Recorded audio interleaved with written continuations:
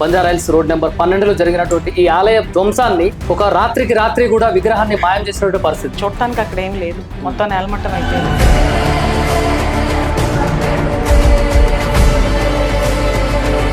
అంతకు ముందు రోజే బోనాలు జరిగాయి, జాతర జరిగాయి, ఎంతో మంది వచ్చి కొలిసి వెళ్ళినటువంటి గుడిని అతి కిరాతకంగా కూల్చేశారు అంటే ఎక్కడ ఉన్నాం మనం, మన ఉనికి ఎక్కడ ఉంది?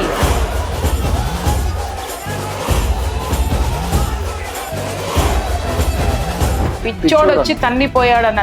పిచ్చోడికి మసీదులు కనపడవు, చర్చిలు కనపడవు, లేకపోతే ఇంకొకటి కనపడదు, లేదా ముఖ్యమంత్రి ఇల్లు కనపడదు, ముఖ్యమంత్రి ఇంటి గేటు కనపడదు.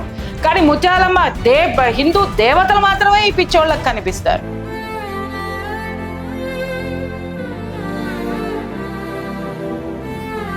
ఇంత ఇచ్చినటువంటి అమ్మవారికి అక్కడేమో చేస్తుంటే నాలాంటి వాళ్ళు గొంతు విప్పకపోతే నేను పెట్టుకున్న బొట్టుకి, నేను పెట్టుకునే పూలకి, నేను ఉన్నటువంటి సనాతన ధర్మంలో నేనున్నటువంటి ఆ ధర్మానికి అర్థం లేదు. వీళ్ళందరికీ నేను చెప్తున్నాను, వీళ్ళని ఏ రాజకీయంతోనైనా పెట్టుకోమని చెప్పండి, ఏ నాయకుడితోనైనా పెట్టుకోమనండి, ఏ ముఖ్యమంత్రినన్నా ఓడించమనండి, ప్రధానమంత్రులు ఓడించమని చెప్పండి. కానీ హిందుత్వాన్ని ఓడించాలని వస్తే, హిందూ శక్తిని ఓడించాలని వస్తే ఓడిపోయేది వీళ్ళే. స్పెషల్ పర్సన్ ఇంటర్వ్యూలో భాగంగా ఈ మధ్య కాలంలో ఆలయాల పట్ల ధ్వంసం జరుగుతున్న నేపథ్యంలో ఇదే అంశాన్ని చర్చించడానికి మనతో పాటు స్త్రీ శక్తికి నిదర్శనం, నిలువెత్తు రూపం అంటే ఈమె పేరు తెలియని తెలుగు ప్రజలు ఎవరు ఉండరు. వారే మనతో పాటు ఉన్నారు, వారిని అడిగి తెలుసుకునే ప్రయత్నం చేద్దాం. ప్రియా చౌదరి గారు, నమస్తే మేడం. నమస్తే. బాగున్నారా మేడం? ఏంటి ఈ మధ్య కాలంలో మీ వాయిస్, మీ గలం ఉవ్వెత్తున ఎగిసిపడుతుంది అనడానికి నిన్న మొన్న జరిగినటువంటి ఈ ఆలయాల ధ్వంసాన్ని పట్ల ఏం చెప్పదలుచుకున్నారు మీరు? అంటే నిన్న వాయిసే కాదండి, నా వాయిస్ ఎక్కడున్నా గత 6 సంవత్సరాల నుంచి మాత్రం ఉంటూనే ఉంటుంది, ఎక్కడైనా కానీ.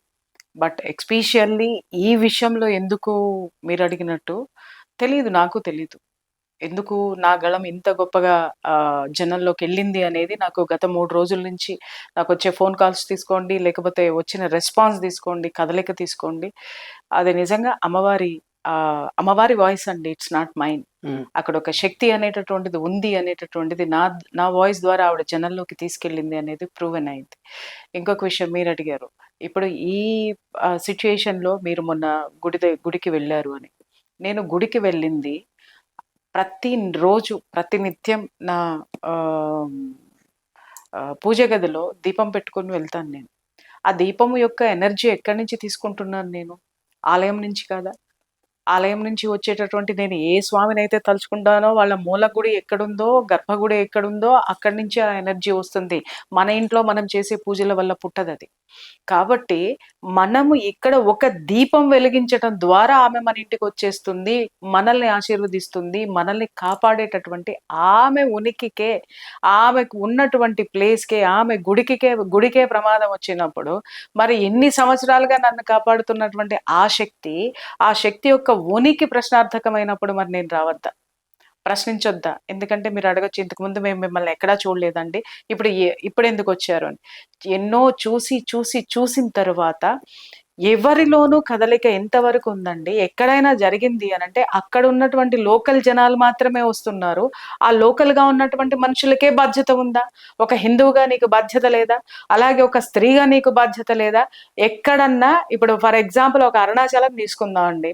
అరుణాచలంలో ఒక గొంతుక విప్పి ఎవరైనా అరుణాచలంలో గిరి ప్రదక్షిణ చేస్తే నీ జీవితం మారిపోద్ది అనగానే తెలుగు జనం మొత్తం కొన్ని వందల కిలోమీటర్లు ఉన్నటువంటి అరుణాచలానికి వెళ్ళిపోయి చుట్టూలు తిరిగేసేసి అక్కడ గుళ్ళు గోపురాలు దర్శనం చేసుకుని తమిళనాడు అంతా తెలుగుమయం చేసేసి వస్తున్నారే. మరి ఇక్కడే ఉన్నటువంటి ఈ తెలుగు జాతి అంతా ఇక్కడ జరుగుతున్నటువంటి అమ్మవారి దగ్గరికి ఎందుకు వెళ్ళలేదు? అంటే మహత్తుంటే వెళ్తారు, అంటే ఏమన్నా ఇస్తే వెళ్తారు. మీరేమి ఇవ్వరా? ఇచ్చిన వాళ్ళకి మీరేమి ఇవ్వరా? మన యొక్క అస్తిత్వాన్ని అమ్మవారు కూడా చూడదా అండి? అమ్మవారికి ప్రొటెక్షన్ కావాలా అంటే అమ్మవారికి అవసరం లేదు. అమ్మవారిని తెచ్చిపెట్టుకున్నది మనం తెచ్చిపెట్టుకున్నటువంటి ఆ అమ్మవారికి, మనం పూజించేటటువంటి ఆ శక్తికి ఎక్కడ విఘాతం కలిగినా, ఎక్కడ ఇలాంటి దాడులు జరిగినా, ఎక్కడ ఇలాంటివి వైషమ్యాలు వచ్చినా కూడా అక్కడ మనం ప్రశ్నించే తీరాలి. ఎందుకంటే నేను ఇక్కడి నుంచి అక్కడికి వెళ్ళడానికి నా దగ్గర ఉందా, నా దూరం ఉందా పక్కన పెడదామండి. బట్ ఎక్కడ జరిగినా కూడా ఎక్కడి నుంచి అయినా సరే ఒక హిందువు ప్రశ్నిస్తాడు. హిందువు యొక్క అస్తిత్వమే దైవము. ఆ దైవానికే మీరు ఇలాంటివన్నీ తీసుకొచ్చినప్పుడు ఉనికికి ప్రశ్నార్థకమైనప్పుడు ఖచ్చితంగా గళం విప్పుతాం. ప్రత్యేకంగా పాత పెద్దమ్మ తల్లి ఆలయం బంజారాయిల్స్ రోడ్ నెంబర్ 12లో జరిగినటువంటి ఈ ఆలయ ధ్వంసాన్ని ఒక రాత్రికి రాత్రి కూడా విగ్రహాన్ని మాయం చేసినటువంటి పరిస్థితి, దీన్ని ఎలా చూడొచ్చు, మీరు ఏం చెప్పదలుచుకున్నారు దీని విషయంలో? అంటే ఎలా చూడొచ్చు కాదండి, చూడటానికి అక్కడ ఏం లేదు, మొత్తం నేలమట్టం అయిపోయింది. నేను వెళ్ళాను, వెళ్ళి చూసిన తర్వాత అక్కడ నా గొంతు అంతగా నేను బరస్ట్ అవ్వడానికి కూడా కారణం ఏంటంటే,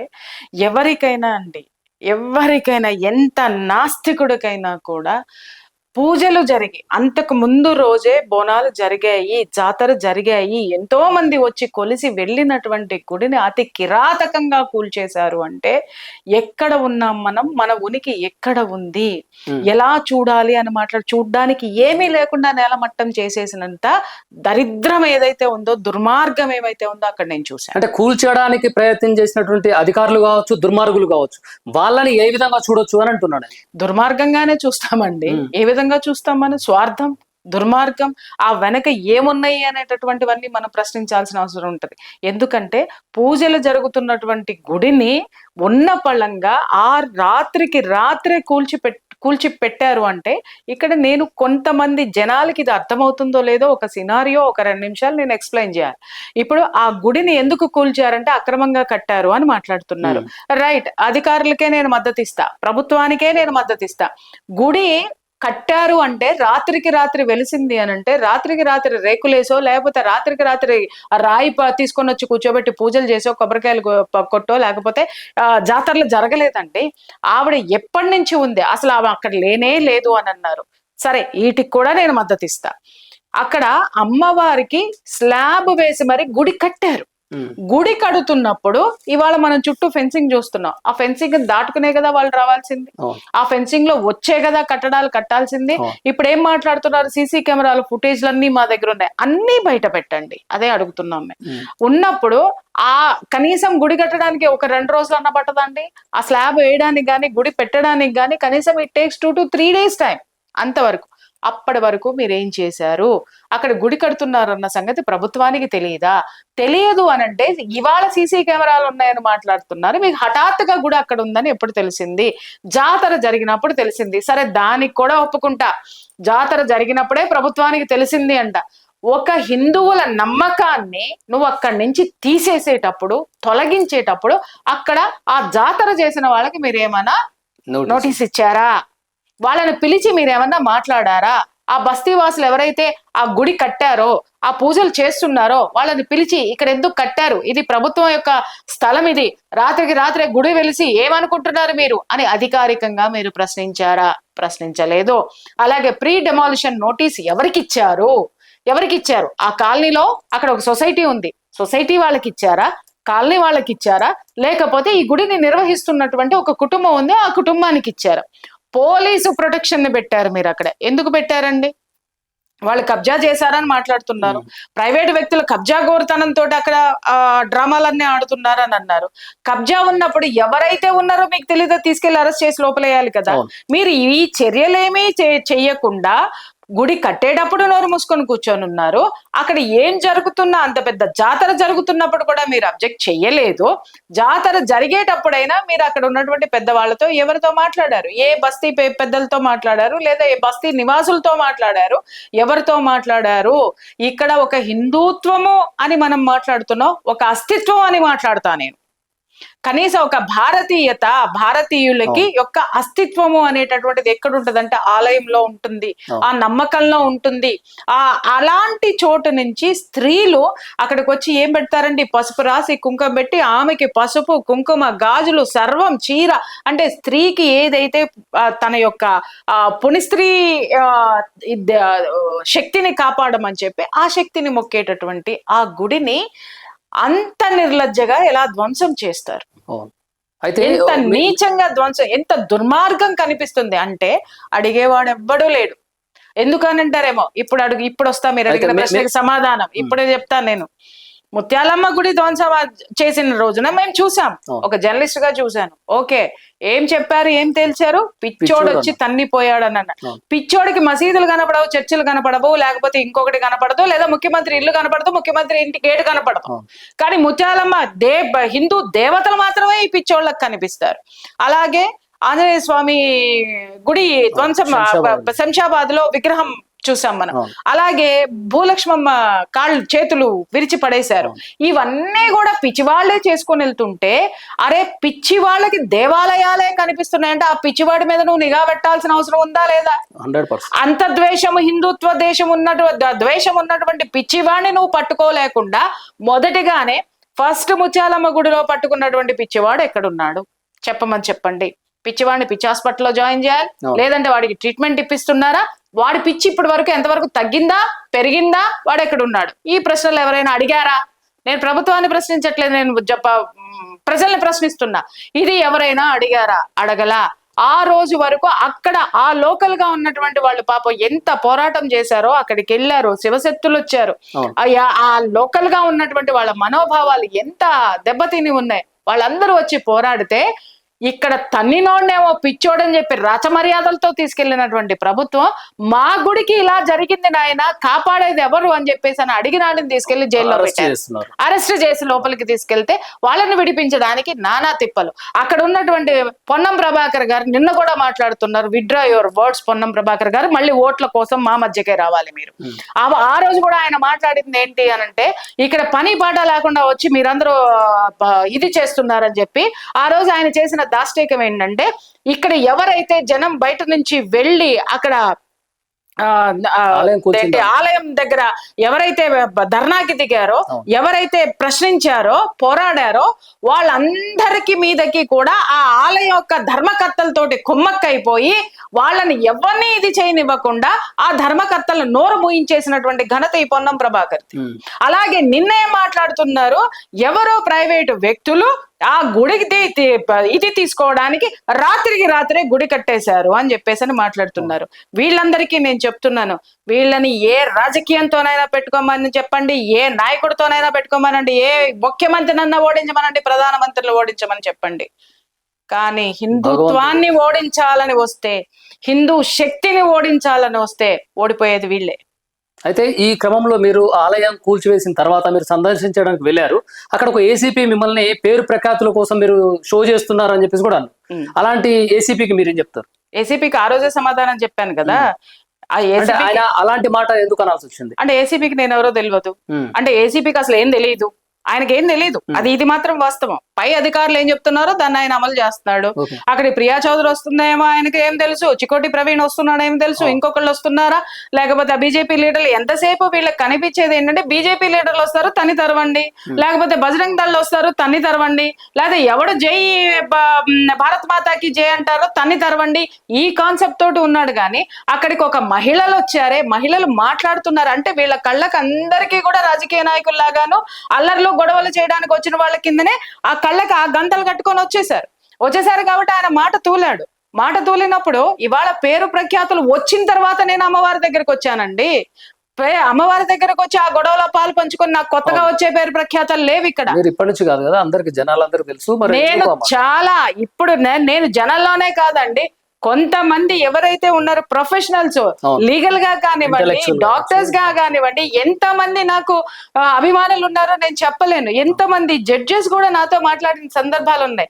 నువ్వు ఏదైతే విశ్లేషణ మొన్న కూడా పోలీస్ డిపార్ట్మెంట్ లో కూడా నేను చెప్తాను, ఒక క్రైమ్ ఇన్వెస్టిగేషన్ ఉన్నప్పుడు ఖచ్చితంగా మీది చూడమని చెప్పేసి మా డీసీపీలు ఏసీపీలు మాకు చెప్తారండి, మీ ఎపిసోడ్స్ చూడమని చెప్తారండి అని.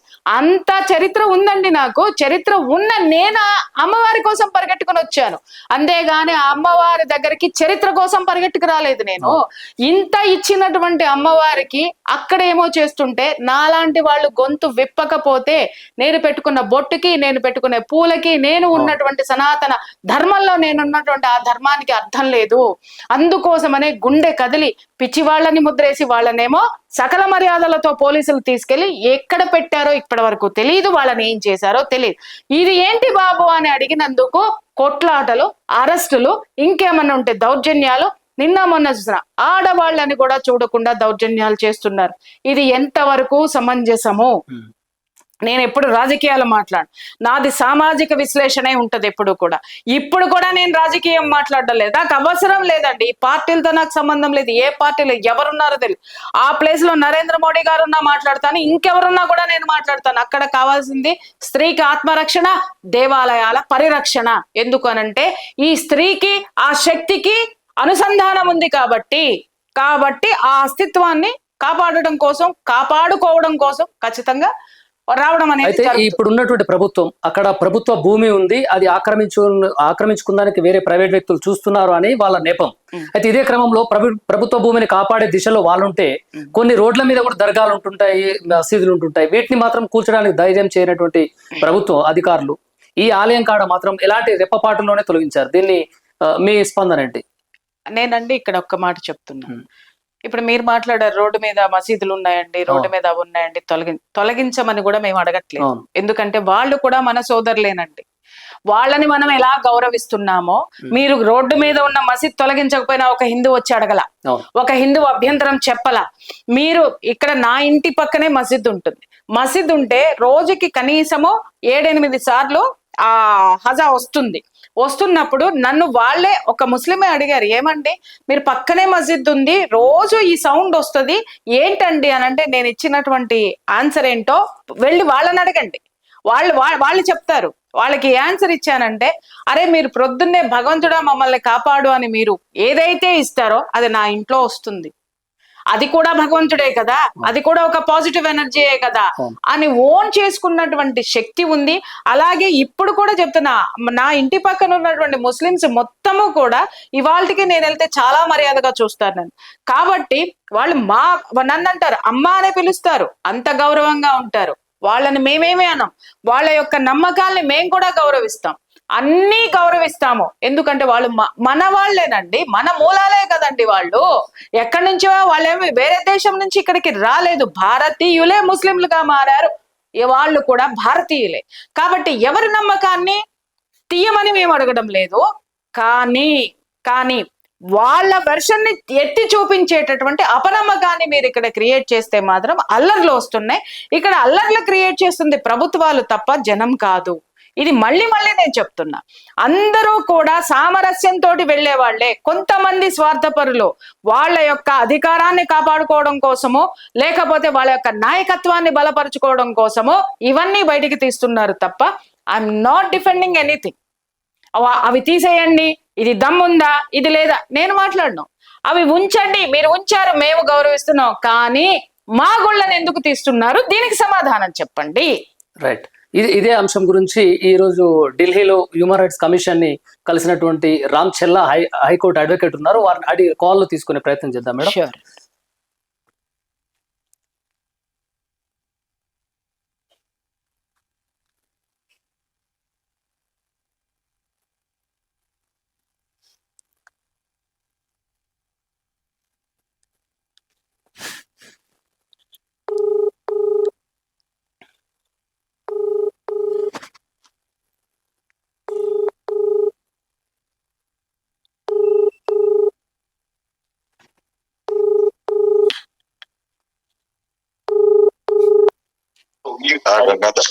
Hello sir, good evening.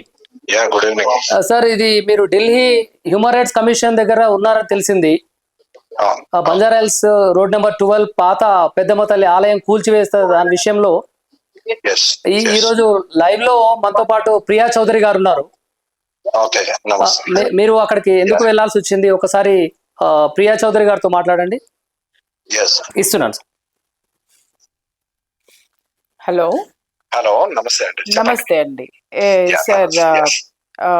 మీరు అక్కడ హ్యూమన్ రైట్స్ కమిషన్ లో మీరు కేసు వేయడానికి వెళ్ళారు అని చెప్పేసి అని వారు చెప్పారు. ఆల్రెడీ డైరీ నంబర్ ఏం లేదు. ఇప్పుడు మీరు మన చికోటి ప్రవీణ్ అన్న వీళ్ళందరూ ఎవరైతే మాధవీలత గారు, whoever is fighting on the ground level, the departments fail to give us the basic information where the idol has been relocated to. Exactly అండి. So local departments, state departments, if they think they can do whatever they want and ignore our request as people or people representatives asking for a basic concern, then అంటే వీళ్ళు ఏంటంటే ఎవడేం చేయలేడు ఎవడేం చేస్తాడు మనని అన్న type లో behave చేయడాన్ని ఒక రకంగా ఛాలెంజ్ చేస్తూ నేషనల్ హ్యూమన్ రైట్స్ కమిషన్ కి డైరెక్ట్ రిప్రజెంటేషన్ ఇవ్వడం జరిగింది. వాళ్ళు ఇమీడియట్ గా దాన్ని తీసుకుని ప్లస్ నంబరింగ్ చేశారు, డైరీ నంబర్ కూడా వచ్చింది మనకి. So they have taken it on urgent issue basis. So దీనికి రెస్పెక్టివ్ పోలీస్ డిపార్ట్మెంట్ గానీ రెవెన్యూ కి గానీ they are going to send directions once they look into the matter, asking how did they do it, what was the basic fundamental to execute this. ఎందుకంటే దీంట్లో మనం ఒక citation కూడా పెట్టడం జరిగింది. నవంబర్ 2024 లో సుప్రీం కోర్ట్ క్లియర్ కట్ గా ఒక కేసులో క్లియర్ కట్ గా ఈ బుల్డోజర్ కల్చర్ ఏదైతుందో దీన్ని ఎండ్ చేయాలి అన్నది ఒకటైతే, రెండోది ఏంటంటే 15 రోజుల ముందు నోటీస్ ఇవ్వందే ఎలాంటి బిల్డింగ్ డిమాలిషన్ చేయడానికి లేదని ఒక కేసులో చెప్పడం జరిగింది. సో ఓ రకంగా అది కూడా వయలేషన్ జరిగిందని మనం నేషనల్ హ్యూమన్ రైట్స్ కమిషన్ దృష్టికి తీసుకెళ్ళడం జరిగింది. నేను ఇక్కడ మొన్న అక్కడ ఉన్నటువంటి ఏసీపీ, మేము ఆలయాన్ని దర్శించడానికి వెళ్ళినప్పుడు, ఆ ప్లేస్కి వెళ్ళినప్పుడు అక్కడ ఏసీపీ గారు వచ్చినప్పుడు కూడా వారిని నేను ఇదే అడిగానండి. ఘర్షణ, నాకు ఏసీపీ గారికి మధ్య ఘర్షణ ఇదే జరిగింది. ప్రీ డెమాలిషన్ నోటీస్ ఇవ్వండి, మాకు చూపించండి, ఎవరికి ఇచ్చారు, ఎప్పుడు ఇచ్చారు అంటే ఆయన మా దగ్గర ఉంది. సరే పోలీస్ ప్రొటెక్షన్ కావాలి అని చెప్పేసి డిపార్ట్మెంట్ మీకు నోటీస్ ఇస్తుంది కదా, ఎప్పుడు ఇచ్చింది ఆ నోటీస్ చూపించండి, ఉందా మీ దగ్గర అంటే ఉంది, అన్ని ఆయన ఉన్నాయి ఉన్నాయి ఉన్నాయి ఉన్నాయి అని అంటున్నారు. సార్ ఇది కూడా ఒక ఎఫెన్సే సార్, వినండి, ఇది కూడా ఒక ఎఫెన్సే. ఎందుకంటే అన్ని వాళ్ళ దగ్గరే టైప్ చేసి పెట్టేసుకొని, అంటే మీరన్నట్టుగా ఇప్పుడు హ్యూమన్ రైట్స్ కమిషన్ లో కేసు వేస్తే చూపించడానికో, లేకపోతే కోర్టులో కేసులు అవుతాయేమో అని చెప్పేసి, లేదా కోర్టుకి ఎవిడెన్స్ కావాల్సి వస్తాయి. ఎందుకంటే ఇంకొక విషయం కూడా ఏంటంటే, కోర్టుకి వెళ్ళేంత సీను, కోర్టుకి వెళ్ళేంత తీరిక, కోర్టుకి వెళ్ళేంత ధైర్యము, దమ్ము, ధనము ఎవరి దగ్గర, ఒక హిందువు దగ్గర లేవు అనేటటువంటి విశ్వాసము ఈ రోజు ప్రభుత్వాలకు ఉంది. నో డౌట్ అండి దాంట్లో, నో డౌట్. వాయిస్ వినడం జరిగింది, నేను కూడా మీ వాయిస్ విన్నాను. ద పాయింట్ ఈజ్, ఒక చిన్న సబ్మిషన్ ఏంటంటే దీంట్లో, what ever you said, if they have printed the document and kept with them legally it is not valid. Okay, నేను కూడా లాస్ట్ ఇయర్ డేట్ వేసుకుని ఒక పేపర్ పెట్టుకుంటా, that doesn't mean anything. Is the document being served, when was it served, to whom they have issued, ఇవన్నీ ఉండాలి. So ఇప్పుడు మనకి చెప్పినట్టు, లేకపోతే రోడ్డు మీద మనని ఆపి, మనని ఏదైతే మన ప్రొసెషన్ ఆపి వాళ్ళు చెప్తున్నారో, ఇది ఎన్హెచ్ఆర్సి ముందు గానీ కోర్టులో గానీ this is not valid. There is no grounds for any department. You are a people's representative or you are working for the public, so you have no right to do all these sort of things. ఇక్కడ ఒక విషయం ఏంటంటే, ACP గారికి కూడా పాపం తెలియదు ఎవరు ప్రశ్నిస్తున్నారు అని. ఆయన ఏమనుకున్నారంటే ఏదో రాజకీయ నాయకులు అంటే, ఇక్కడ ఒక ఫ్యాషన్ ఏమైపోయింది అంటేనండి, ఈ గుళ్ళ మీద దాడులు జరిగినా, లేకపోతే సనాతన సంప్రదాయాల మీద దాడులు జరిగినా కూడా వచ్చేవారు మాట్లాడుతున్నారంటే, ఒక పార్టీ వస్తుంది, ఆ పార్టీ ఆ ఓట్ బ్యాంకింగ్ కోసం వచ్చేటటువంటి పార్టీలు అనేటటువంటి ముద్రలు వేసేసారు. అంటే వీళ్ళకి తెలియని అంశము, ప్రతి ప్రభుత్వం గుర్తుపెట్టుకోవాల్సింది ఏంటి అని అంటే, అందరు జనాలు పార్టీ మనుషులు కాదు, పార్టీ అంతా అందరు జనాలు కాదు. ఇక్కడ ఇంకొక విషయం ఏంటంటే, నేను ప్రశ్నించింది ఒక జర్నలిస్ట్ గా కూడా నేను ప్రశ్నించా, ఒక మహిళగా నేను అక్కడికి వెళ్ళాను, ఒక జర్నలిస్ట్ గా ప్రశ్నించాను, ప్రశ్నించినటువంటి వీడియో క్లిప్పింగ్స్ కూడా ఉన్నాయండి. అది ఆయన మా దగ్గర అన్ని ఉన్నాయి, మా దగ్గర అన్ని ఉన్నాయి, మా దగ్గర అన్ని ఉన్నాయి అని అన్నారు. ఇది రేపు పొద్దున ఎక్కడ ప్రొడ్యూస్ చేయాలో అక్కడ ఖచ్చితంగా మనం ప్రొడ్యూస్ చేయాల్సినటువంటి అవసరం అయితే ఉంది సార్. ఎందుకంటే ఇవన్నీ మనం ఎందుకు మాట్లాడతాము, ఎందుకు ఇది చేస్తాము అనేటటువంటిది వాళ్ళకి తెలియదు. అంటే గవర్నమెంట్ పదవిలో అధికారంలో ఉన్నంత వరకు కూడా ఇప్పుడు ఉన్నటువంటి సిచ్యుయేషన్ ఏంటి అని అంటే, కోర్టు కేసు అవుతుందా, ఎన్ని సంవత్సరాలు తేతుందో చూద్దాం, లేకపోతే ఇంకొకటి అవుతుందా అది చూద్దాం, లేదు ఇంకొంచెం గట్టిగా మాట్లాడారా అరెస్ట్ చేసి లోపలేసి 4 తన్ని అతి భయంకరంగా భయపెట్టేసి బయటికి పంపించేద్దాం అనేటటువంటి భయంకరమైనటువంటి రాజకీయాలు ఈ రోజు తెలుగు రాష్ట్రాల్లో నడుస్తున్నాయి. సో కాబట్టి ఇవాళ చైతన్యం వచ్చి, ఇంకొకటి కూడా నేను రిక్వెస్ట్ ఏం చేస్తున్నానంటే సార్, నేను ఒక చిన్న రిక్వెస్ట్, నేను I'm in the middle of something, నేను మళ్ళీ ఒక్కసారి మీరు వీలైతే ఒక 10-15 నిమిషాల్లో connect. Sure sir, sure I'll be back. Thank you so much.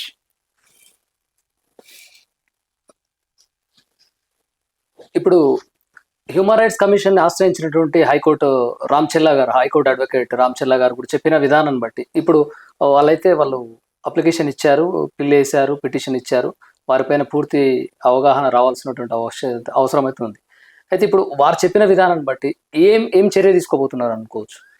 Definite గానండి. ఇప్పుడు ఏమవుతుందంటే మీరన్నట్టుగా చాలా కేసులు హ్యూమన్ రైట్స్ కమిషన్‌లో ఉన్నాయి. చాలా కేసులు అలా పడి ఉన్నాయి. ఇది అన్ని కేసుల్లాగా కాకుండా దీని వెంట మనం పడాలి. ఖచ్చితంగా దీని మీద ఒక ఎంక్వైరీ రావాలి. హ్యూమన్ రైట్స్ కమిషన్ రావాలి. వచ్చి దీని మీద ఎంక్వైరీ వేయాలి. ఎంక్వైరీ చేసిన తర్వాత ఆ రిపోర్ట్ సమగ్రంగా ప్రైమ్ మినిస్టర్‌కి ఇస్తారా? లేకపోతే కోర్ట్‌కి సబ్మిట్ చేస్తారా? This is very authentic evidence and very valuable thing. కాబట్టి మనము కేసు వేసి ఆగిపోవడం కాదండి, ఎంక్వైరీ వేసేంత వరకు పట్టుబట్టాల్సిందే. ఎంక్వైరీ వచ్చిన తర్వాత కూడా ఆ కమిషన్ ఏ విధంగా ఎంక్వైరీ చేస్తుంది అనేటటువంటి దాని మీద కూడా మనం దృష్టి పెట్టాలి. ఆ తర్వాత దీని తుది దశ వరకు కూడా తీసుకొచ్చి మనకి న్యాయం జరిగేటట్టయితే మాత్రం పోరాడాల్సిందే. ఆరంభ శూరత్వం అనేది వద్దు. ఇక్కడ నేను వీళ్ళకి కూడా థ్యాంక్స్ చెప్తున్నాను. వారెవరో నాకు తెలియదు నిజంగా. వారు చెప్పారు ఏంటి అనంటే, మీది చూసామండి, చూసిన తర్వాత మేము రియాక్ట్ అయ్యామో, మీరు ఏదైతే మీరు మాట్లాడారో ఆవేదనతో మాట్లాడారో, మమ్మల్ని కలిచివేసింది కేవలం ఆ ఒక్క దీంతోటే మేము వెళ్ళాము అని చెప్పేసి. I don't know who is he. మీరు ఇప్పుడు పేరు చెప్పేంత వరకు కూడా ఐ డోంట్ నో. మీరు ఇప్పుడు మాట్లాడిచ్చారు. ఇలా ఎంతమంది నాకు ఫోన్ చేశారో తెలుసా అండి? ఎంతమంది నిన్నటి నుంచి కూడా నేను నిన్న పీఠాధిపతుల్ని వాళ్ళని కొంతమందిని ప్రశ్నించా. వాళ్ళు కూడా ఈ రోజు నాకు ఫోన్ చేస్తున్నారు. అమ్మా మేము వస్తాము, మేము కూడా ఫైట్ చేస్తాము, మా మద్దతు ఎప్పుడు ఉంటుంది అని అంటే, ఐసాడ్ మీరు మాటలొద్దండి, చేతలు చూపించండి మాకు. అక్కడ వచ్చి నిలబడండి. నిలబడిన రోజున మీరు హిందూ ధర్మ ప్రచారకర్తలో లేకపోతే ధర్మాన్ని నిలబెట్టేటటువంటి ప్రతినిధులు అనేటటువంటిది మేము నమ్ముతాము అన్న తర్వాత వాళ్ళు నిజంగా చాలా ఫీల్ అయ్యారు. ఫీల్ అయిన తర్వాత బాధ్యతని గుర్తు చేసుకుందామమ్మా అందరం అని కూడా వాళ్ళు చెప్పడం జరిగింది. ఇది ఇంతటితోటి ఆగదండి. ఎందుకంటే విషయం చిన్నదే కావచ్చు, కూల్చింది చిన్న గుడి అనుకుంటున్నారు. ఏదో చెప్తున్నాను కదా, కొంచెం కొంచెం కొంచెం పేరిస్తే పెద్ద కొండ అయినట్టు వీళ్ళు ఒక అనకొండని తయారు చేసి పెట్టేసింది ఈ ప్రభుత్వం హిందువుల అస్తిత్వానికి సంబంధించినటువంటి విషయాల మీద. అయితే మీరు ఈ యొక్క ఆలయం కూల్చిన తర్వాత ఒక మీడియా ముఖంగా మాట్లాడినటువంటి సందర్భం ఏంటంటే, మగాళ్ళు లేరా అనే మాట కూడా అనాల్సి వచ్చింది. అబ్వియస్లీ. ఎందుకు అనాల్సి వచ్చింది ఆ మాట? ఉన్నారా ముత్యాలమ్మ గుడి ఘాటుగా కడుపులో ఉన్నటువంటి ఆవేదన అండి, ఆక్రందన అని మాట్లాడతాను. ఆవేదన కూడా కాదు, అది ఆక్రందన. ఒక స్త్రీ ఆక్రందన. ఎలా అంటే, ఏమండి ఇదే ప్రశ్న అక్కడ ఏసీపీ చాలా చాలా నిర్లక్ష్యంగా, పో హైలైట్ అవుదామని వచ్చావా, పో అవతలకు పో అన్నాడు. నేనెవరిని ఆయనకి తెలియదేమో, కానీ నేనేంటో నాకు తెలుసుగా, నేనేంటో జనానికి తెలుసుగా. జనమందరి ముందు అంత అవమానించాడు అనంటే వీళ్ళు కనీసం ఒక స్త్రీకి గౌరవం ఇవ్వాలి. నేనేమో ఆయన చీపు రా పోరా అని చొక్కా పట్టుకోలేదు, నేనేమి అనుచితంగా నేను ఏ ఒక్క వ్యాఖ్య చేయలేదు. ఎందుకు అనంటే, నేను ఇంటర్వ్యూల్లో ఏది మాట్లాడినా ఏదైనా ఇన్ని సంవత్సరాలుగా నేను ఇక్కడ నిలబడ్డాను అంటే అది అర్థవంతమైనటువంటి టాపిక్ అయి ఉంటది, అది మెసేజ్ కూడా అలాగే ఉంటది. నేను మాట్లాడినప్పుడు ఇదేంటి పో హైలైట్ అవుదామని వచ్చా, పోవమ్మా అంటే ఒక స్త్రీకి ఎలాంటి గౌరవం ఇస్తున్నారు? ఒక ప్రభుత్వ అధికారికే స్త్రీ మీద గౌరవం లేదంటే సామాన్యుడు ఏం గౌరవం ఇస్తాడండి? అలాగే సామాన్యుల్లో ఏ విధమైనటువంటి ఇది ఉంది? ముత్యాలమ్మ గుడి జరిగినప్పుడు ఒక్కడన్నా అడిగాడా? ఆమె స్త్రీకి ప్రతిరూపం అండి. భూలక్ష్మమ్మ స్త్రీకి ప్రతిరూపం అండి. దేవి దేవతలకి ఇలాంటివి జరుగుతుంటే ప్రశ్నించేవాడు ఒక్కడన్నా ఉన్నాడా అంటే? వినండి, అంత మాట అనడానికి ఎందుకని మాట్లాడుతున్నాను. అంత పెద్ద శక్తినే డిస్ట్రాయ్ చేశారే మీరు. డిస్ట్రాయ్ చేసిన తర్వాత ఒక్కడ కూడా అడిగేటోడు ఎవడు లేడే. అంటే స్త్రీకి ప్రతిరూపమైనటువంటి శక్తిని ఎప్పుడైతే డిస్ట్రాయ్ చేస్తారో స్త్రీ అస్తిత్వ పరంగా ఆమె చాలా మానసికంగా కుంగిపోతుంది, భయభ్రాంతులకి గురవుతుంది స్త్రీ.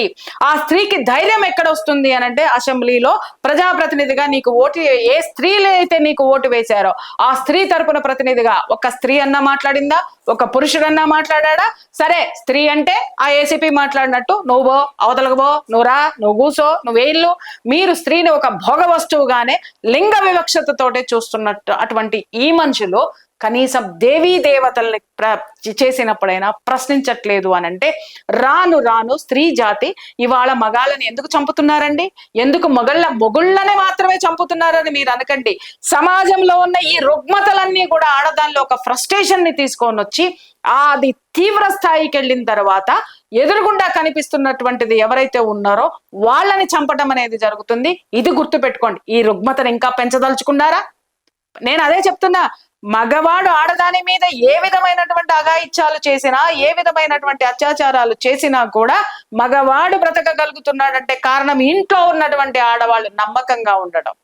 ఆ నమ్మకమే అక్కడి నుంచి వచ్చి నీ ఇంట్లో నీ కోడల రూపంలోనో, నీ కూతురు రూపంలోనో, లేకపోతే నీ భార్యకే ఒళ్ళు మండి రేపు పొద్దున ఎదురు తిరిగితే నీ అస్తిత్వం ఉందా? ఆడదానికి అస్తిత్వం ఉంది, ఆడది బ్రతుకుతుంది. ఇన్ని అత్యాచారాలు జరిగినా, ఇంత అఘాయిత్యాలు జరిగినా ఆడది ధైర్యంగానే ఉంది, ధైర్యంగా పెళ్లి చేసుకుంది, ధైర్యంగా ముందుకెళ్ళింది. కానీ 4-40 జరగగానే అమ్మో పెళ్ళంటే గడ గడ గడ గడ వణికిపోతున్నారే, అందుకడిగా మగాడెవడైనా ఉన్నాడా అని. అయితే ఆలయాలు కూల్చిన ఎప్పుడైనా కూడా మీలాంటి వారు, తర్వాత మాధవీలత గారు, తర్వాత చికోటి ప్రవీణ్, ఇలాంటి వాళ్ళు కొంతమంది మాత్రమే వస్తున్నారు తప్ప మిగిలిన హిందువులంతా ఐక్యంగా ఉండకుండా, హిందువులు అంతమంది ఆ యొక్క కార్యక్రమంలో పాలు పంచుకోరు, భాగస్వామ్యం అవ్వరు. ఎందుకు హిందువులలో ఐక్యం లేదు అని చాలా మంది భావిస్తున్నారు. మీరు చాలా పొరపాటు పడుతున్నారు. మీరు ఏమనుకుంటున్నారు? ఇవాళ అమ్మవారి అంటే ఎక్కడ చూసినా ఈ నలుగురే కనపడతారు ఎక్కువ. కాదండి, అమ్మవారికి సంబంధించి అవునండి, వాళ్ళందరూ వాయిసే మాది. అందరూ వచ్చేసి టీవీలో మాట్లాడేసేటటువంటి ఇది ఉంటుందా మీకు? ఉండదు కదా. అందరూ వచ్చి మాట్లాడితే అది ప్రజల్లోకి వెళ్తుందా? వెళ్ళదు కదా.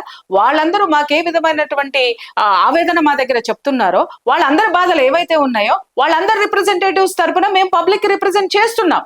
ఎందుకంటే ఒక్కొక్కరికి ఒక్కొక్క పని వస్తుంది, ఆ ఒక్కొక్క పని చేస్తారు. ఇప్పుడు ఆయన ఉన్నారు, కెమెరా వస్తుంది, కెమెరా పెడతారు. మీరు యాంకర్ ఉన్నారు, మీరు క్వశ్చన్ చేస్తారు. ఇంకొక ఆయన ఎడిటర్ ఉన్నారు, ఎడిటింగ్ చేస్తారు.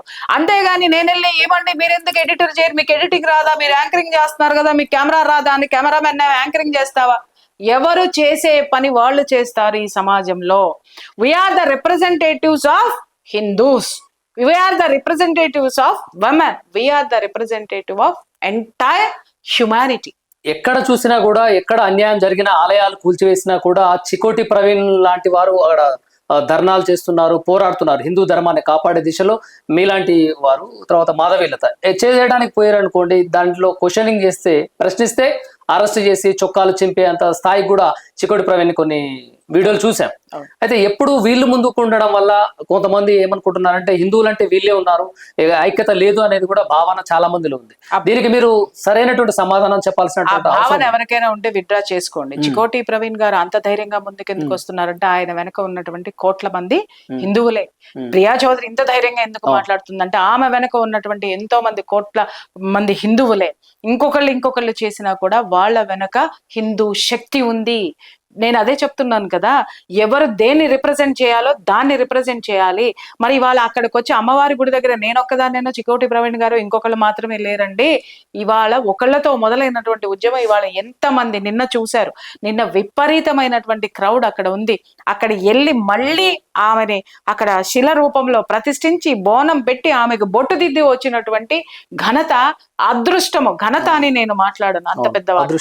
అదృష్టం అనేటటువంటిది నాకు దక్కటం అనేది, నేను ఎంత అమ్మవారి ఆశీస్సులు ఎంత ఉండాలండి నాకు. ఎందుకంటే కడుపులో ఉన్నటువంటి ఆవేదన అంతా. మీరు దేవీ దేవతల్ని కూల్చేస్తుంటే స్త్రీలో ఉన్న అస్తిత్వం నాశనం అయిపోవటం లేదా? నాశనం అయిపోయినటువంటి అస్తిత్వంతో ఉన్నటువంటి స్త్రీ ఇలాగే ఉంటే మళ్ళీ వెనక్కి వెళ్లాల్సి వస్తుంది. మళ్ళీ వెనక్కి ఎందుకు వెళ్ళాలి? బహువార్యత్వంలోకి, మొగుడెన్ని పెళ్లిళ్ళు చేసినా నోరు మూసుకుని కూర్చోవాలి, సతీ సాగమంలోకి పోవాలి, వరకట్నాలు మళ్ళీ తన్నించుకోవాలి, కొట్టించుకోవాలి, తర్వాత పెట్రోల్ పోసి తగలబెట్టించుకోవాలి, తర్వాత బాల్య వివాహాలు, ఎవడొచ్చి పెళ్లి చేసుకోపోయినా 60 ఏళ్ళ వాడికి 9 ఏళ్ల పిల్ల నుంచి పెళ్లి చేయడం అనేది మళ్ళీ స్త్రీ జాతిని వెనక్కి తీసుకెళ్లేటటువంటి ప్రమాద గంటికలు మోగుతున్నాయి కాబట్టే వాటిల్ని చెరిపి తోడికే ముందుకు వెళ్ళడానికి మేము సిద్ధపడ్డాం. అంటే ఇప్పుడు మీరు చేస్తున్నటువంటి పోరాటం ధర్మ యుద్ధంలో ధర్మం గెలుస్తుందని అనుకుంటున్నారా? ధర్మం ఎప్పుడు గెలిచిందే ధర్మం అండి. అంటే బయట ధర్మం వేరు, ఇక్కడ రాజకీయ కోణం కూడా ఉంది కదా. ధర్మం వెనక జరిగినటువంటి పోరాటాలన్నిట్లో రాజకీయమే ఉంది. రాజకీయం ఓడిందా, ధర్మం గెలిచిందా అంటే అక్కడ నుంచి త్రేతాయుగం నుంచి కలియుగం వరకు తీసుకున్న ఎన్ని పోరాటాల్లోనైనా ధర్మమే గెలిచి తీరుతుంది. కాకపోతే కొద్దిగా టైం పడుతుంది అంతే. అంటే ప్రభుత్వం మీకు సహకరిస్తుంది అనుకుంటారా? ప్రభుత్వం ఖచ్చితంగా సహకరిస్తుంది. ఎందుకంటే నేను ఆశావాదినండి. ఇక్కడ నేను ప్రభుత్వాన్ని కూడా తిట్టిపోసేసి, రంకెలేసి, అరుపులేసి ప్రభుత్వాన్ని ద్వేషించడం వల్ల ఇక్కడ కుదరదు. రిక్వెస్టే చేస్తాం, అవును. ఖచ్చితంగా రిక్వెస్ట్ చేస్తాం, వింటారు అనేటటువంటి ఆలోచన మాకు ఉంది, ఆశాభావం, అవును. ఆశాభావం చాలా ఉంది. దయచేసి దేవాలయాల మీదకి వెళ్లే ముందు అక్కడ ఉన్నటువంటి వాళ్ళ యొక్క అభిప్రాయాలు తీసుకోండి. అలాగే అఖిలపక్ష సమావేశం పెట్టండి, అవును. అన్ని ఆల్ పార్టీ మీటింగ్ పెట్టండి, పెట్టి వాళ్ళ అభిప్రాయాలు తీసుకోండి. ఏ ప్లేస్ లో అయితే మీరు వాటిని తీయదలుచుకున్నారో అక్కడ ఉన్నటువంటి భక్తుల మనోభావాలు దెబ్బతినకుండా, హిందుత్వానికి ఏ విధమైనటువంటి ఇది కలగకుండా, అవమానం కలగకుండా మీరు అక్కడి నుంచి తరలించడానికి ఎక్కడికి తరలిస్తున్నారు, ఎందుకు, ప్రజా ప్రయోజనం ఏమైనా ఉందా అది వివరించండి. వివరించిన తర్వాత మాట్లాడుకుందాం. ఇక్కడ రెండో అంశాలు ఏంటంటే, ఇక్కడ ప్రజా ప్రయోజనం ఏముంది అనంటే టోటల్లీ కమర్షియల్ అని ఎందుకు ఇంత స్పష్టంగా చెప్తున్నానంటే, రేవంత్ రెడ్డి గారు మీకు ఒక విషయాన్ని మీ దృష్టికి తీసుకొస్తున్నానండి. ఇక్కడ మీ మీద భయంకరమైనటువంటి వ్యతిరేకతని మరి మీరు పెంచారో, మీ అధికారులు పెంచారో, లేకపోతే వాళ్ళు ఏం మాట్లాడినా ఈ పిచ్చి జనము తెలంగాణ జనాలు నమ్మేస్తారని అనుకుంటున్నారేమో. తెలంగాణ ప్రజల ఉద్యమకారులు అది మీరు మర్చిపోవద్దు. ఎందుకంటే వాళ్ళు భరించినంత వరకు భరిస్తారు. వాళ్ళ శక్తి బయటికి వచ్చింది అనంటే రాజ్యాలు కూలిపోయినాయి, రాష్ట్రాలే విడిపోయినాయి. అంత అద్భుతమైనటువంటి శక్తి వాళ్ళల్లో ఉంది. ఇక్కడ విషయం ఏంటంటే సార్, మీ ఎంఆర్ఓ గారో, మరి ఆర్డీఓ గారో, మరి కలెక్టర్ గారో ఎవరో లేడీ అంటే నాకు తెలుసా, అక్కడ ఎంఆర్ఓ గారే ఉన్నారు. ఆవిడ ఆ మేడం మాట్లాడారంట, 2 కోట్లు ఇస్తే స్థలం రిజిస్ట్రేషన్ చేస్తాము అని. సార్ అంటే మీరు ఇక్కడ ప్రజా ప్రయోజనం ఏముంది సార్? ఇక్కడ మొత్తం రియల్ ఎస్టేట్ వ్యాపారాన్ని ఆవిడ కుండబద్దలు కొట్టినట్టు మీ ఎంఆర్ఓ గారు మాకు తమలపాకుల్లో పెట్టి ఇచ్చేశారు. ఇచ్చేసి 2 కోట్లు తెచ్చేస్తే అది మాది అయిపోతుంది, తీసుకుంటాం సార్. 2 కోట్లు, ఇంత 135 కోట్లు ఉన్న హిందువులు ఉన్నటువంటి ఈ భారతదేశంలో నిజం చెప్తున్నాను, ఆ గుడిని మేము సొంతం చేసుకుంటామనంటే అందరు ఇతర మతస్థులందరూ కూడా, మా సోదరులు సోదరీమణులు కూడా వచ్చి ఆ గుడిని కొనేటటువంటి భాగంలో పాలు పంచుకుంటారు. నేను గర్వంగా చెప్తా, 2 కోట్లు ఇస్తారా? భారతదేశం ఇస్తాం, కానీ మేము ఏ రూపంలో ఇస్తామో దాన్ని రిసీవ్ చేసుకోవడానికి ఈ ప్రభుత్వం సిద్ధంగా ఉందా అని అడగండి. అదే చెప్తున్నాను సార్. డైరెక్ట్ గా ఒక గుడిని, అక్కడ ఉన్నటువంటి గుడిని కొనుక్కోవడానికి 2 కోట్ల రూపాయల, సంవత్సరానికి 600 నుంచి 700 కోట్ల రూపాయలు దేవాదాయ శాఖ నుంచి ప్రభుత్వానికి వస్తుంది. 2 కోట్లు సార్. పోనీ లోన్ ఇవ్వండి సార్, పోనీ ఫైనాన్స్ చేయండి సార్, మేము కొనుక్కుంటాం, దాన్ని ఈఎంఐల రూపంలో ఇస్తాం. మా ఆదాయాన్ని మాకే ఇవ్వండి. 600 కోట్లు మీరేం చేస్తున్నారు అనేది మేము అడగలేదు సార్. 2 కోట్లు మాకు ఇవ్వండి, తిరిగి మేము చెల్లిస్తాం. లేదంటారా? 600 కోట్లు హిందువులవే, దాంట్లో నుంచి మా దేవాలయం కోసం మీరు ఖర్చు పెట్టండి. మా దేవాలయాల అభివృద్ధికి మీరు ఏం ఖర్చు పెడుతున్నారో మీరు అకౌంటెన్సీ రిలీజ్ చేయండి. అర్థమైందా? మొత్తం. లేదా మీకు చేత కాదనుకుంటే చెప్పండి, కాగ్ రిపోర్ట్స్ మేము తెప్పిస్తాం. తెప్పించి మీరు ఏ నిధుల్ని దేనికి వాడుతున్నారో తేట తెల్లం చేయమంటారా చెప్పండి, తేట తెల్లం చేస్తాం. దయచేసి నేను చెప్తున్నాను, అహంభావంతోనో అధికారంతోటో మీరు కూర్చుని మాట్లాడితే సార్, అందరూ అమాయకులు ఉండరు సార్. అమాయకుల్లో కూడా అద్భుతమైనటువంటి పోరాట ప్రతిమ కలిగినటువంటి గడ్డ తెలంగాణ గడ్డ, మర్చిపోవద్దు. అది ఒక్కటి నేను చెప్తున్నా. దేవుడు గుడికే మీరు బేరం పెడతారా అండి? 2 కోట్లు ఇచ్చి కొనుక్కోమంటారా అండి? ఎంత అహంకారంతో మీ అధికారులు ఉన్నారో. ఆవిడ కూడా చాలా ప్రాబ్లమ్స్ భవిష్యత్తులో ఫేస్ చేస్తారు. ఎందుకంటే పేరు చివర 2 అక్షరాల ట్యాగ్ ఉంది, అది చాలా ప్రమాదకరం. అయితే ఇక్కడ ఆలయం ధ్వంసం చేసిన తర్వాత విగ్రహాన్ని కూడా మాయం చేసినటువంటి పరిస్థితి. విగ్రహం ఇప్పుడు ఎక్కడ ఉంది అనేది కూడా తెలియని పరిస్థితి. అక్కడ భక్తులు ఆవేదనతో, మహిళలందరూ కూడా వారి కంట నీరు చూస్తుంటే మాకు కూడా చాలా బాధ అనిపించింది. నేను మీకు ఇక్కడ ఒక్క నిర్వచనం ఇస్తాను అందరికీ కూడా. భగవంతుడు ఎంత శక్తివంతుడో చెప్తా, దేవత ఎంత శక్తి గలదో చెప్తా నేను. ఆవిడ అక్కడ ఉన్నటువంటి అమ్మవారు పెద్దమ్మ తల్లి గ్రామ దేవత, వీళ్ళందరూ గ్రామ దేవతలు. ఓకే, ఆమె గ్రామ దేవత అండి. అక్కడ ఎక్కడ ఉందండి? కొండ, ఒక గుట్టల్లో ఉంది, కొండల్లో ఉంది. అక్కడ ఉన్నటువంటి వాళ్ళు స్పష్టంగా చెప్తున్నారు, 70-80 ఏళ్ల నుంచి మా ముత్తాతల నుంచి కొలుస్తున్నామండి అని. ఆమె వనదేవతగా అక్కడ ఉంది. ఏమండి, ఆవిడ ఉన్న చోటికి ఎమ్మెల్యే కాలనీ ఎన్ని సంవత్సరాల కిందట వచ్చిందండి? ఆ చుట్టూ ఉన్నటువంటి ఇల్లు ఎన్ని సంవత్సరాల కిందట, ఎన్ని దశాబ్దాల కింద కట్టారండి? 8 దశాబ్దాలుగా ఉన్నటువంటి ఆమె దగ్గరికి వెళ్ళింది ఎవరండి? జనం వెళ్ళారు.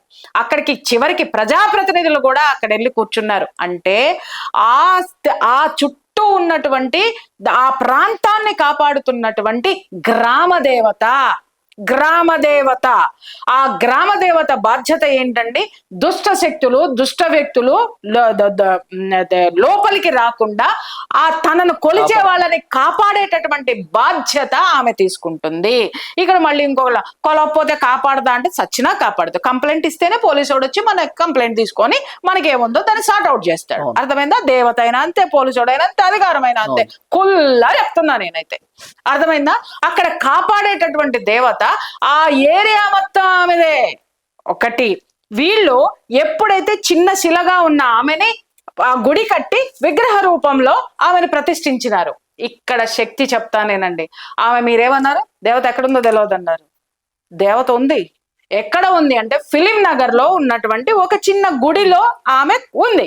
అక్కడ ఫైండ్ అవుట్ చేసి అక్కడికి ఎలా వచ్చింది అని అంటే, ఆ గుడిని నిర్వహించేటటువంటి వాళ్ళు ఏం చెప్పారంటే, ఒక కాంగ్రెస్ నాయకుడు చోటా మోటా బడా ఎవడో తెలియదు, ఆ పెద్ద మనిషి ఫోన్ చేసి, ఇదిగో ఎంఆర్ఓ గారు, underline this point, MRO madam, MRO గారు మీకు ఒక విగ్రహాన్ని బహుమతిగా ఎవరో మీకు ఇస్తే ఎంఆర్ఓ గారు పూజలు చేసి మరీ తీసుకొచ్చి పంపిస్తున్నారు మీకోసం, మీ గుళ్ళో పెట్టుకోండి అనగానే నేను ఇందాకే చెప్పా, నిజం చెప్తున్నాను, అమాయకులు తెలంగాణ ప్రజలు ఎంత సచ్చీలతతో ఉన్నటువంటి అమాయకమైనటువంటి ప్రజల్ని మోసం చేస్తే అమ్మవారు ఊరుకుంటుందా అనగానే వాళ్ళు ఎంతో ఆనందంతో అయ్యో తీసుకురండి మేము పెట్టుకుంటామని చెప్పేసి అని ఎంఆర్ఓ గారు పూజలు చేసి పంపిస్తున్నారండి, ఇంకంతకంటే ఇంకేం కావాలని తీసుకెళ్ళి అక్కడ పెట్టారు. కరెక్ట్ గా మీరు ఏరియల్ సర్వే చేయించండి. ఆమె ఉన్నటువంటి ప్రాంతము ఫిలిం నగరు ఏ ఏరియాకి వస్తుంది? జూబ్లీహిల్స్ కిందకు వస్తుంది కదా. ఆమె దాటిందా గ్రామం? దాటలే. ఇప్పుడు చెప్పు. Super super super. అది రేవంత్ రెడ్డి గారు. అమ్మ ఎంఆర్ఓ ఆమె ఎక్కడికి పోలా, నువ్వు పంపించినా పోలే. ఎక్కడ చేరాలో భద్రంగా నీ పేరు చెప్పి అక్కడే కూర్చుందంటే నీ పేరుని జాగ్రత్తగా కాపాడుకోండి మేడం. Super super madam. గ్రామదేవత ఆ గ్రామాన్ని కాపాడుతుంటుంది, గ్రామం దాటిపోలేదు, అక్కడే ఉంది అంటే అర్థం ఏంటి? ఆమె శక్తి, ఆమె అస్తిత్వం, ఆమెకి సంబంధించినటువంటి వైబ్రేషన్స్ అన్ని అక్కడే ఉన్నాయి. ఇప్పుడు చెప్పండి సార్, నలుగురు వస్తున్నారా, 10 మంది వస్తున్నారా, రాజకీయ నాయకులు వస్తున్నారా? అక్కడ ఉన్న ప్రతి ఒక్కళ్ళలోనూ ఆవిడ ఎనర్జీ ఉంది. ఆమె అక్కడ ఉన్నటువంటి ప్రతి ఒక్కళ్ళ ఎనర్జీ ఆమెదే. ఆమె అక్కడ ఉన్న నాలో ఉన్న, చికోటి ప్రవీణ్ గారిలో ఉన్న, అక్కడ బోనాలు పెట్టిన అమ్మల్లో ఉన్న, అయ్యల్లో ఉన్న, రాజకీయ నాయకులని రంగు పులిపేటటువంటి వాళ్ళల్లో ఉన్న ప్రతి ఒక్కళ్ళలో ఆమె ఉంది. ఆమె ఉద్యమాన్ని నడిపిస్తుంది.